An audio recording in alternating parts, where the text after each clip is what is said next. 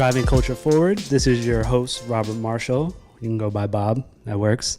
And today we're sitting here with Daniel Jacobs, maybe better known as the Dan Life on Instagram.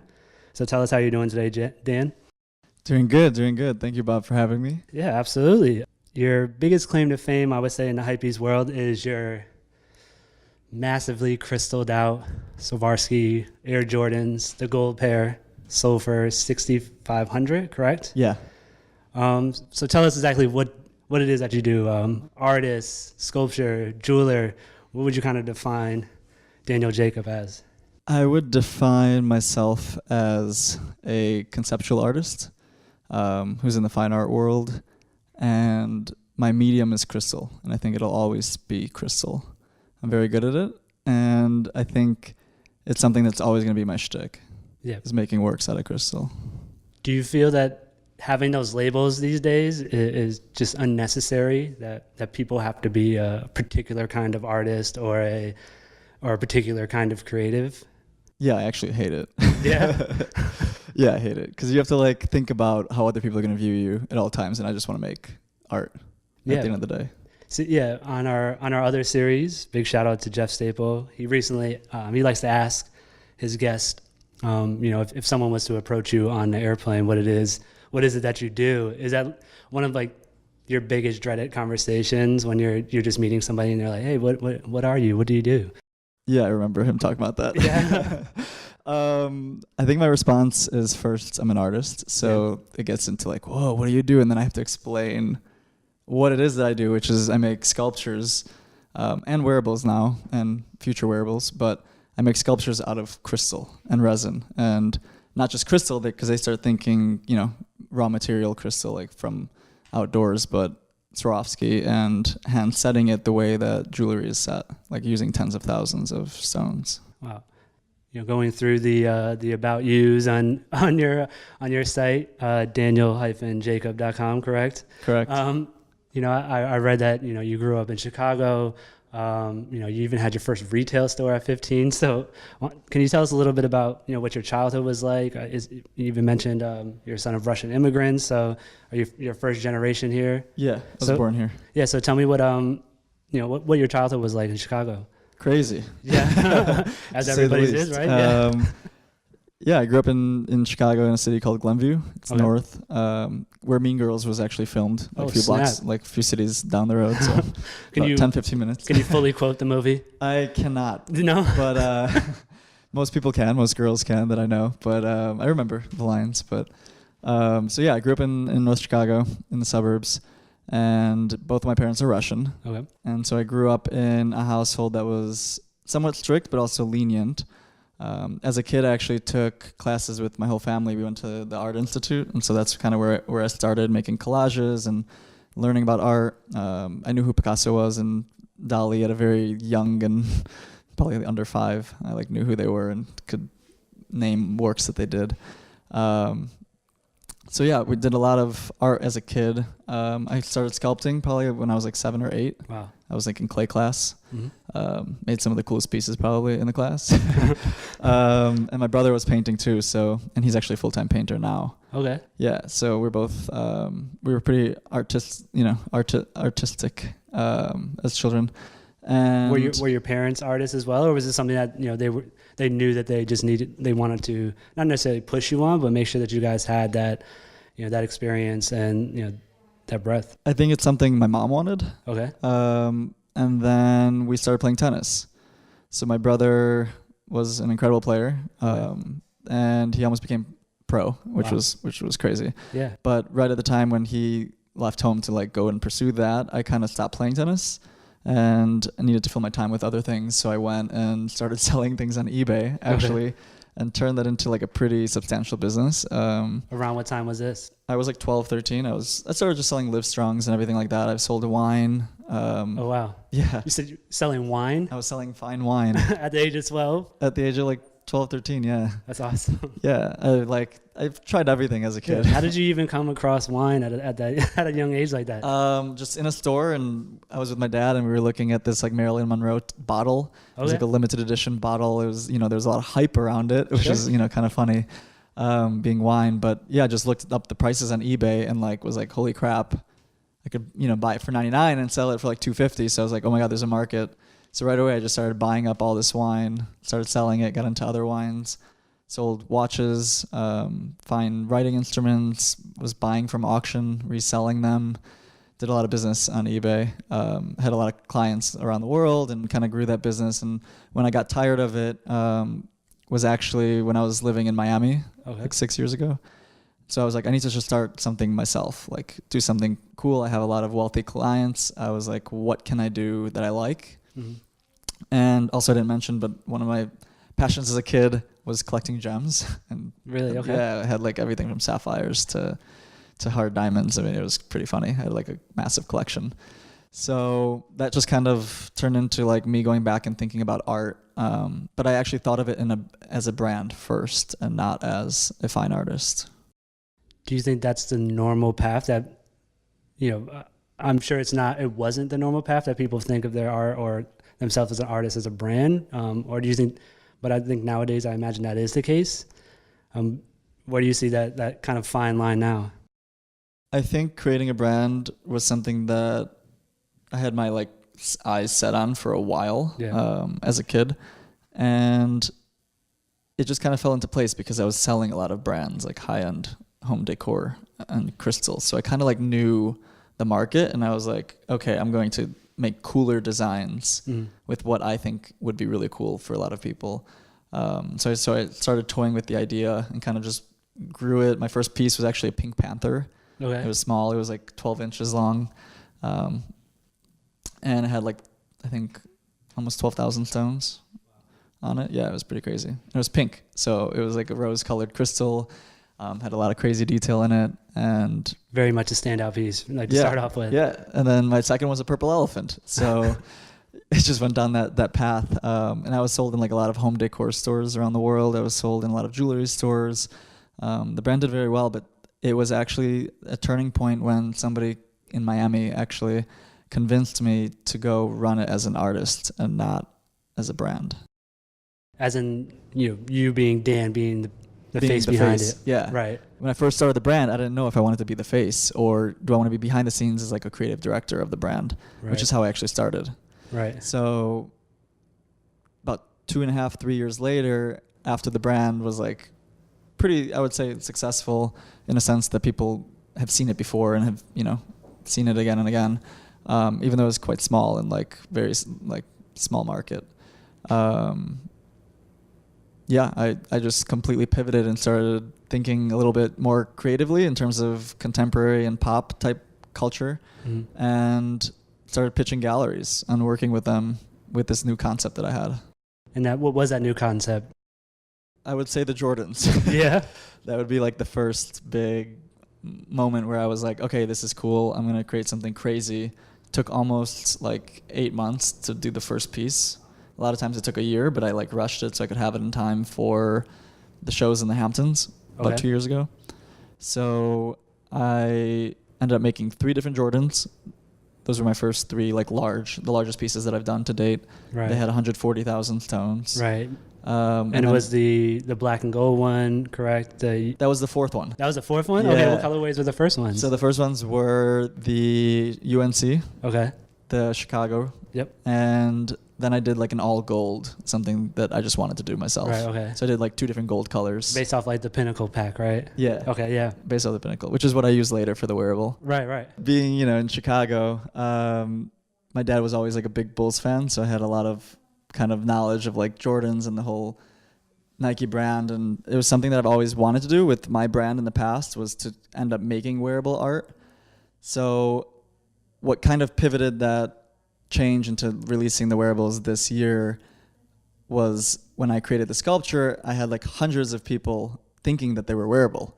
So I was inundated with like emails with tons of people just writing to me wanting a pair. And about a year later, I actually made the first pair.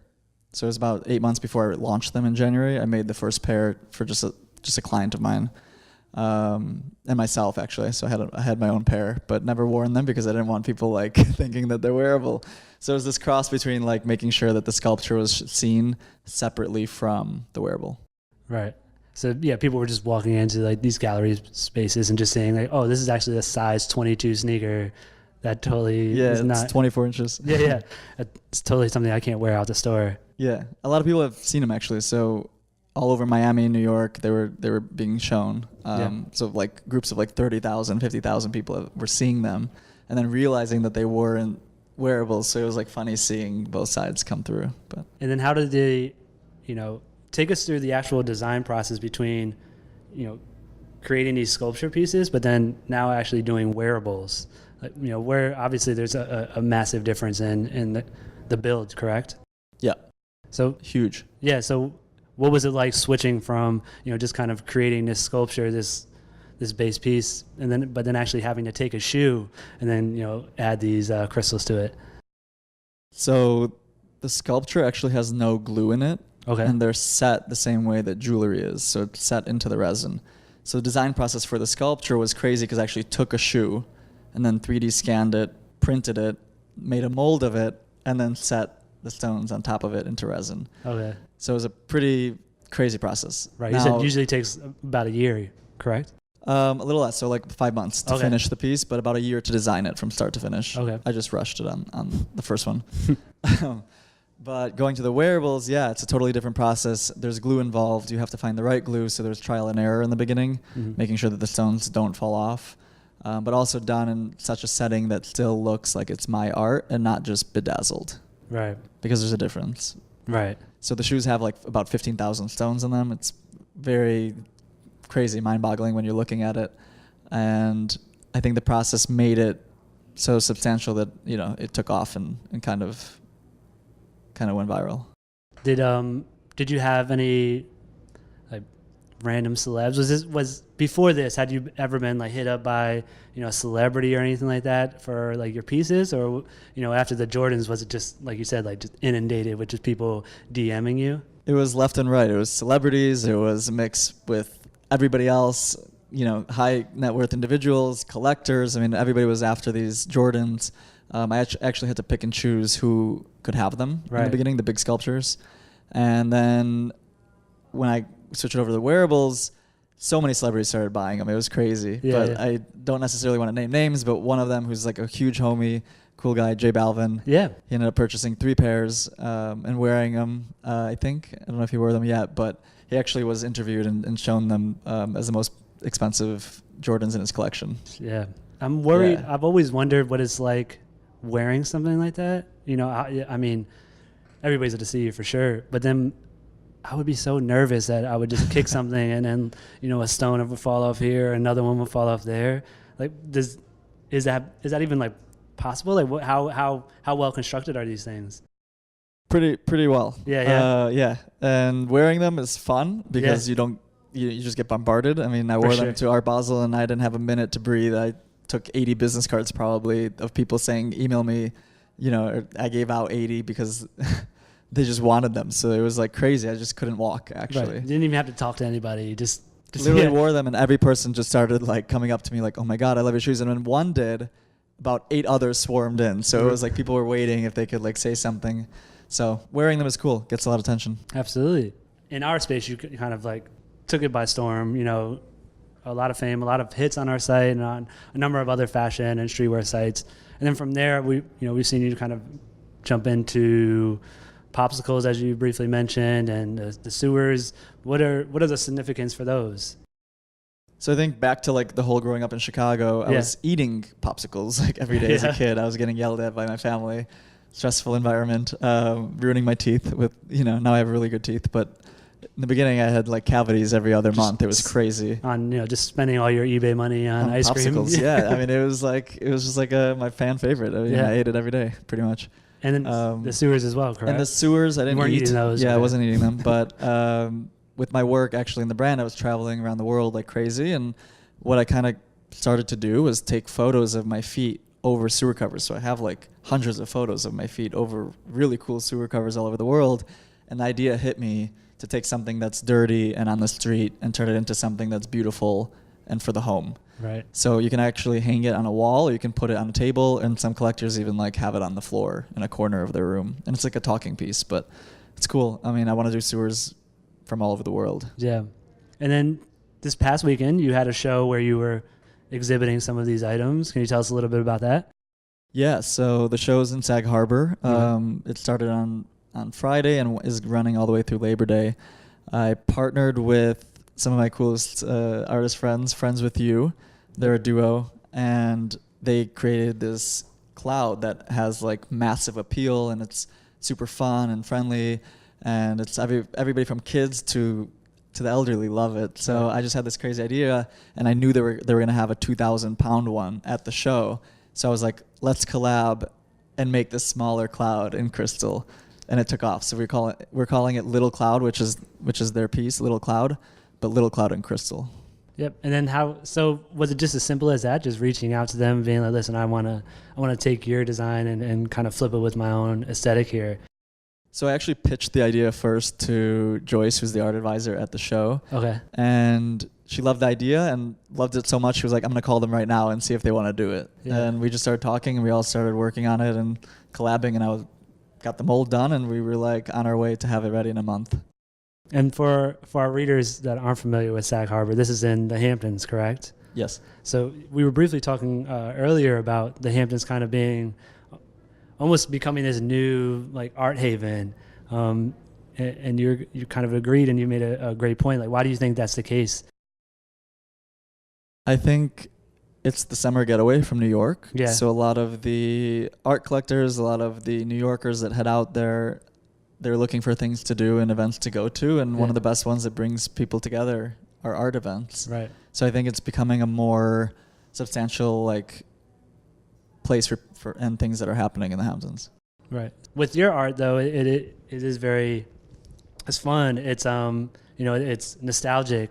Are you a bit more mindful when you're picking and choosing where you want to exhibit nowadays because of that? Are you looking for places that are a bit more playful, or places that might tailor to a certain audience? Like, just what goes through your mind when you're thinking of places where you want to exhibit and show your pieces? Yeah, so I think the biggest thing I have to think about is whether or not the right people are going to see it. Mm-hmm. So I have to like kind of pinpoint if it's going to be in a large city, a small city, and then also where is the location and how many people can actually drive out to see it. So the Hamptons is pretty far from New York, but in the summer it's a great spot. Absolutely. Now, in our world, right, we have this massive secondary market for like sneakers and, fashion footwear. The art world is very much just like that, with auction houses and different secondary markets. How do you see your artwork, Dan Life's artwork, transitioning into the secondary market? You don't have a huge breadth of products at the moment. I imagine a lot of people that have purchased your stuff they're collectors, they're buying it and keeping it. But how do you think your artwork, as you kind of grow and you start selling more products, is it a transition into the secondary market? Or what are your concerns, I guess, on top of that? Yeah. I mean, the secondary market is huge, and I don't really have a control over what will happen in the future. I just want to keep making art and making the coolest things that everybody just can't stop looking at. Right. But in terms of secondary market, I mean, hopefully if they do get there ever, that the prices don't go lower. I think that they're going to go much, much higher, but I can't really have a focus on that. I'm mainly focusing on creating the art. Right.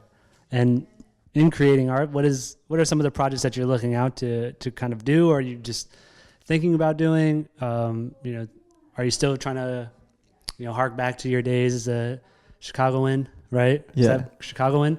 Chicagoan, I guess. Yeah. Are you still thinking about, objects from your childhood that you want to do, or are you kind of thinking beyond that now? Yeah. So all of the works that I'm making and going to be making in the future have to be fun. Yeah. Everything has to be exciting. When people see my work, they have a big smile on their face. And that's kind of what keeps me going. So the best way to do that is to bring in more nostalgia, bring in what people had as kids and what they gave to kids. And I think I have a lot of cool, exciting ideas that I'm going to be bringing forward soon. Are there any ones that you want to kind of talk about a little bit? There are a few. Yeah. Well, some of the works that I'm considering doing, I guess you could say, are Beanie Babies. I think that's going to be fire.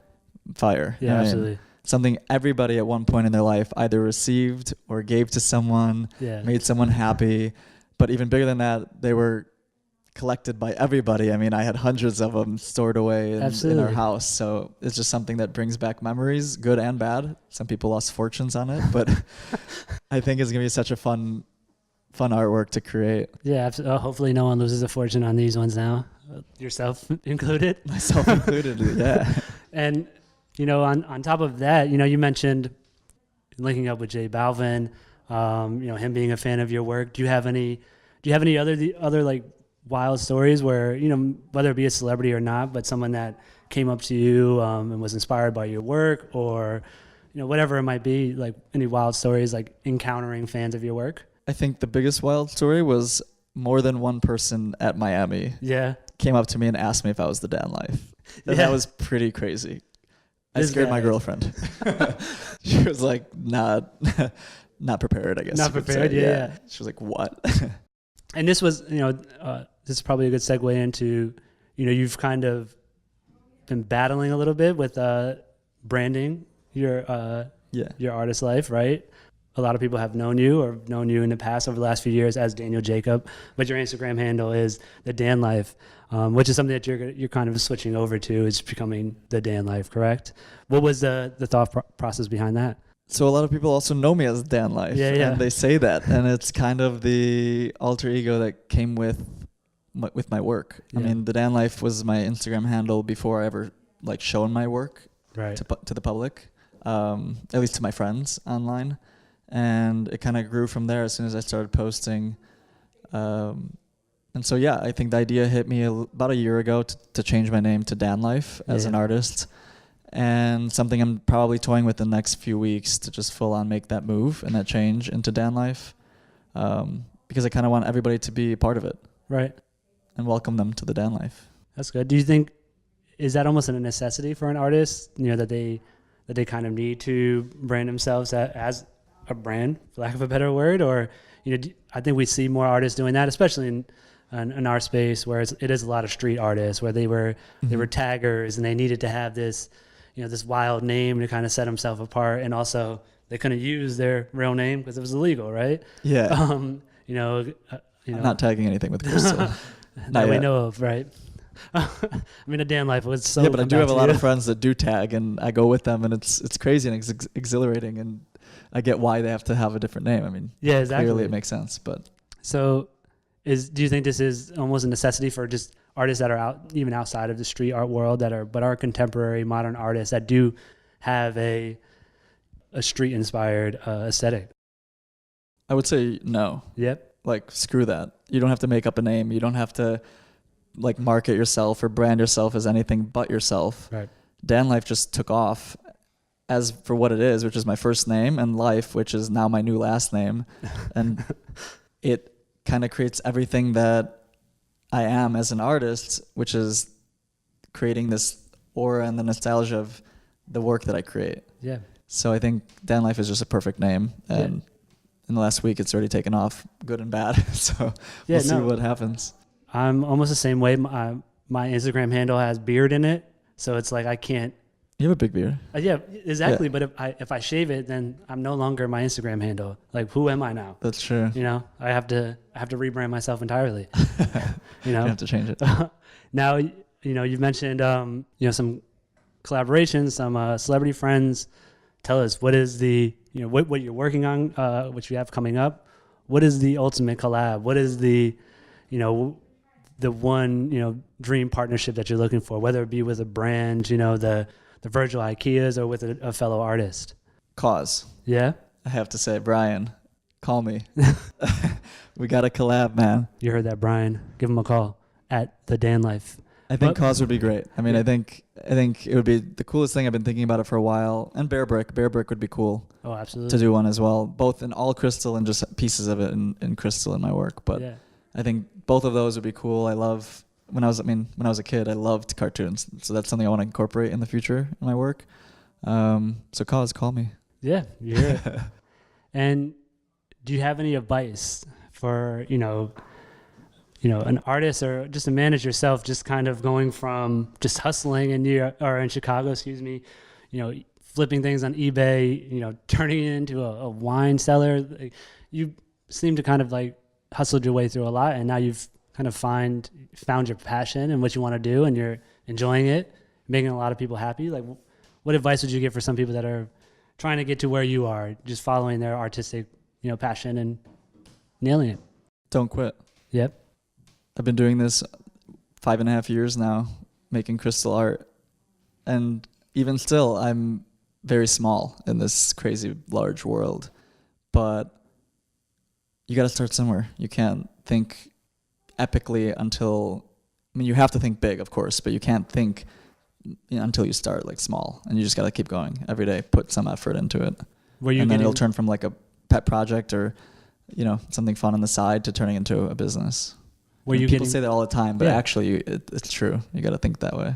Were you getting a lot of like, not pushback, but a lot of, hey, I don't know if this is going to work type of comments early on? Yeah. Everybody, my whole family thought I was crazy. Still do. Really? Yeah. I'm nuts. Yeah. Was it more so just because, it couldn't have been because of your background. It sounds like you've been, immersed in art, since, a toddler, but was it just more, or was it just the matter of your essentially a jeweler in a way, right? Was it just that was kind of out of this world for you? Was that really what it was? I think I knew early on I didn't want to have a corporate job. So right. I think that was part of it, that I had to figure out and find my way into making something of myself. I went to school for finance, which was kind of a whole 180 from the art world. For sure. But it definitely helps. I mean, having finance, marketing, any kind of little background will help you as an artist, because at the end of the day, you have to make sure that your finances are in order, which is like, the hardest part of my day, because I just want to create cool shit. But yeah. Oh no, no, it's okay. Totally curse. Absolutely curse all the way. Shit. Now, but with that, I want to add to that is that, it sounds like the art world, it is like a cutthroat kind of like industry, I imagine, right? And having a finance background, I'm sure, is very helpful in, being an entrepreneur in the art world. What were some of those like, not those aha moments, but those like, wow, this is a real business. This is, people are out to get you type of industry. Did you have any of those moments, these first couple of years? Oh, yeah. Yeah. A lot of people try to screw you. Yeah. Because one, they think I'm young. I'm 25. And that they can, yeah, and that they can take control. And it's like, nah, I've been doing this way too long. Like, I know what I need with my art. It's very expensive to produce. I've lost a lot of money in my career, so I know what not to do going forward, and you learn along the way. But yeah, the art world is pretty cutthroat. There's a lot of people out there that'll pretend that they can help you, and then they take you a different direction. So just stick with what you're doing if you're in the art world, and keep pushing.